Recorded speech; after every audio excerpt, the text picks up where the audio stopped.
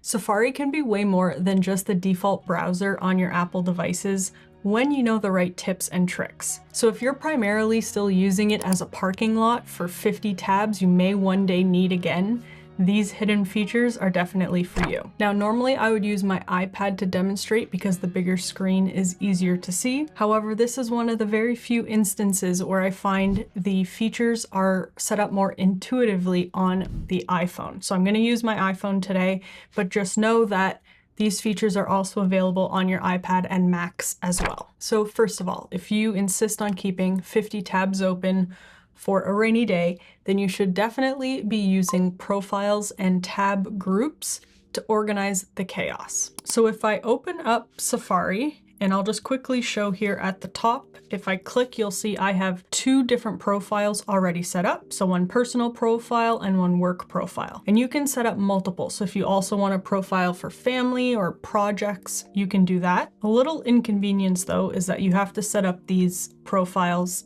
in your settings. So if I quickly go over to settings, you can go down to apps and find Safari, or I can just type Safari in the search.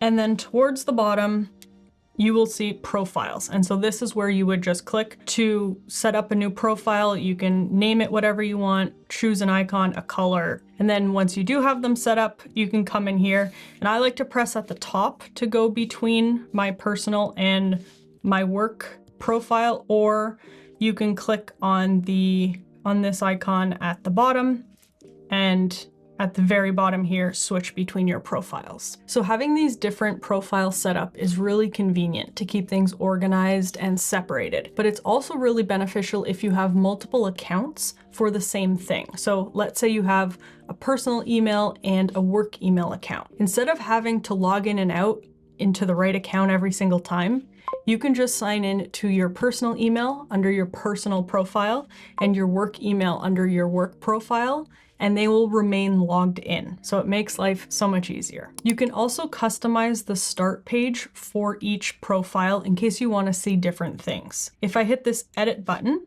I can pick and choose which section I actually want to see on my start page just by toggling them on and off. And I can also rearrange the order by using the little hamburger menu on the right. You can then also upload a background image, which I find very helpful when I want to just quickly visually differentiate between my different profiles. But arguably the best thing is within each of these different profiles, I can create multiple tab groups. So maybe I'm planning for a trip and also researching the best chocolate chip cookie recipes while also shopping for a new desk, and maybe even researching ways AI can help me in my daily life. That's pretty chaotic, and that's a lot. So it's really convenient that I can separate these not just within different groups, but also within the appropriate profiles. So if I head back into Safari and into the menu at the bottom, you'll see I have these different tab groups already set up in my work profile.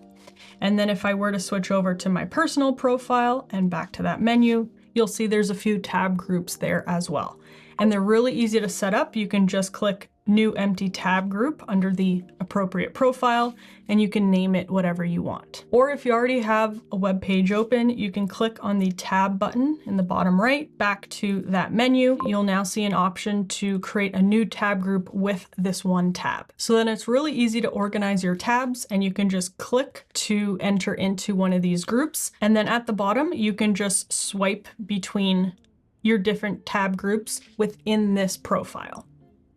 And if you swipe all the way to the end, you can also easily create a new tab group. The other great thing is you can pin tabs to the group. So let's say you have one main search tab that you always want to have handy. You can just long press on that tab and hit pin tab, and then it'll leave it pinned at the top of the group. And then you can just press the little pin on the right to unpin it if ever you need to. And because Safari is an Apple native app, it's optimized for my Apple devices. So it's super fast and super efficient, to the point where if I even close out of Safari with all those tabs open and open it back up, everything loads incredibly quickly and is still where I left it. And of course, because it's an Apple app, it syncs seamlessly with all of my other devices. So if I open Safari on my iPad or even my Mac, I'm gonna see the same Safari profiles, the tab groups, and even the pinned tabs, which makes it incredibly easy to switch devices and pick up where I left off. And if you're interested in more Apple ecosystem tips and tricks, then make sure you're subscribed because I have a video coming up you won't wanna miss. And then once you have the organization piece down and set up, there are some hidden gestures and menus that make navigating all of that a lot easier and faster. So I've already shown how you can swipe between your different tab groups at the bottom here, but if you have one of your tabs open, you can then also use the URL bar as sort of like a trackpad and swipe between your different tabs. And if you swipe to the end, it creates a new tab within that group. And then you can of course hit the tab icon at the bottom to see everything within that group. Or again, you can just use the URL bar and swipe up to do the same thing. And then once you're here, you can press on the little X to close any of your tabs or just swipe to get rid of them.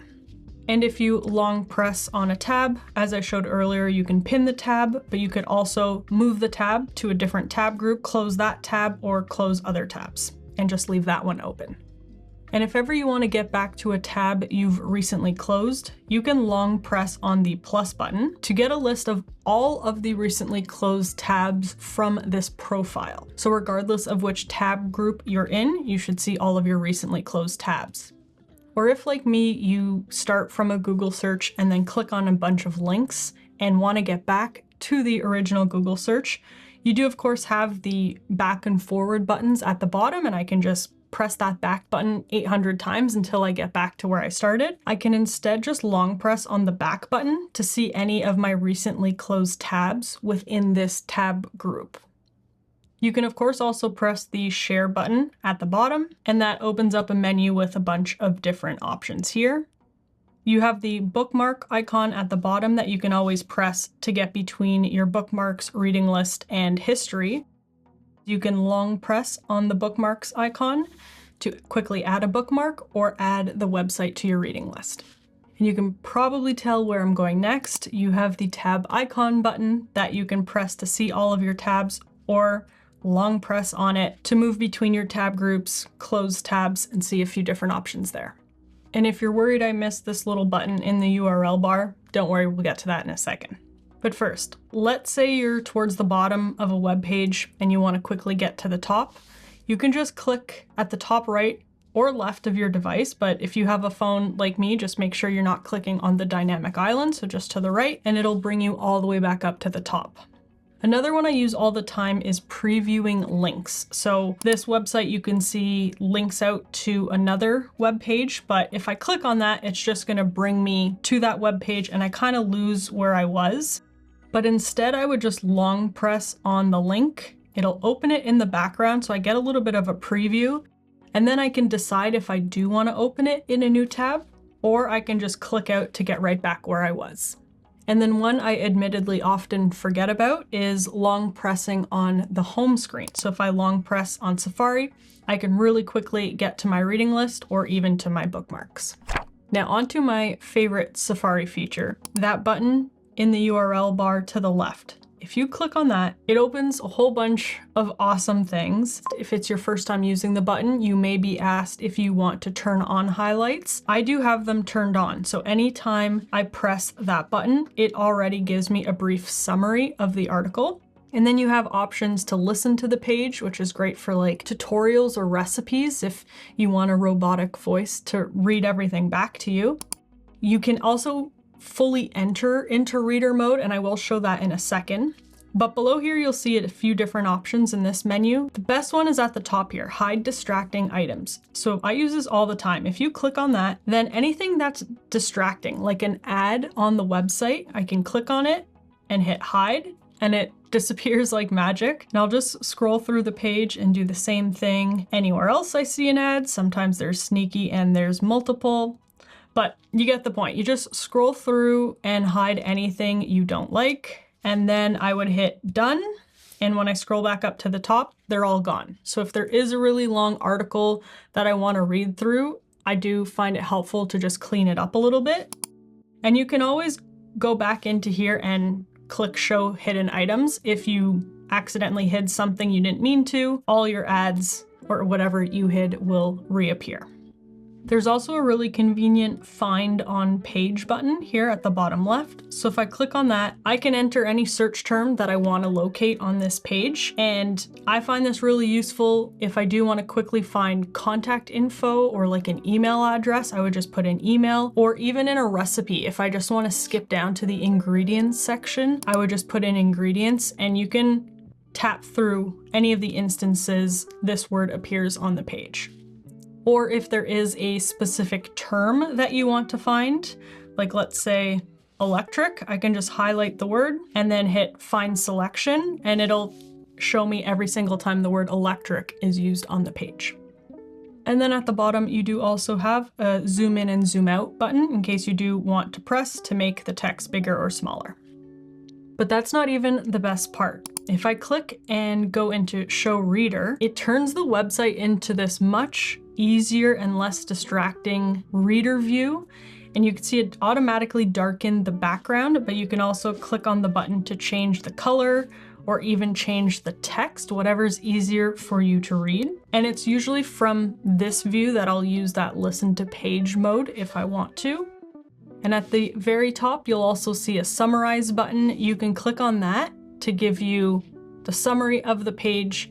And sometimes if there are clear sections, it'll also give you a mini table of contents. And guess what? There's a hidden gesture for reader mode as well. So instead of clicking in to go through the menu every time, you can just long press on the button to get right into reader view and long press to get out again. And apparently this specific summary feature in reader mode does not actually use Apple Intelligence, so you should be able to see that on any device with the latest software. But if you do want to learn where else on your device you can use Apple Intelligence summaries, or even my favorite Apple Intelligence features, I've made a video on that already, so I'll link that down below. There are also 2 hidden features in Safari that I find really useful when you're looking at images. So let's say I did a Google search and I'm looking at images for the biggest tree in the world, and I come across a photo and I want to know more. What exactly is this tree? So I can long press on the photo and click the look up button at the bottom, and then it'll open results to give me more information. So I can see the tree name, similar images on the web, and I can click into any of these to open up more information or even go right into Wikipedia this way. And then let's say I'm writing a report on my favorite Batman movie and I want to include a photo of Tom Hardy, but I don't want it to be one of these press photos. What I can do is find a photo, long press again, and this time click on copy subject instead of lookup. I can hit copy subject, go into my report, paste it, and it'll paste just him, the subject, without the background. And it does this without even saving the original image to my device and taking up unnecessary storage. It's really just pasting the subject into this note. Let me know which of these hidden Safari features will be the biggest game changer for you. And if there's any I missed that you can teach me, please leave them in the comments down below. If you like this video, let me know by leaving it a thumbs up and subscribe to the channel so you don't miss any future videos. So that's it. Have a great day. Bye.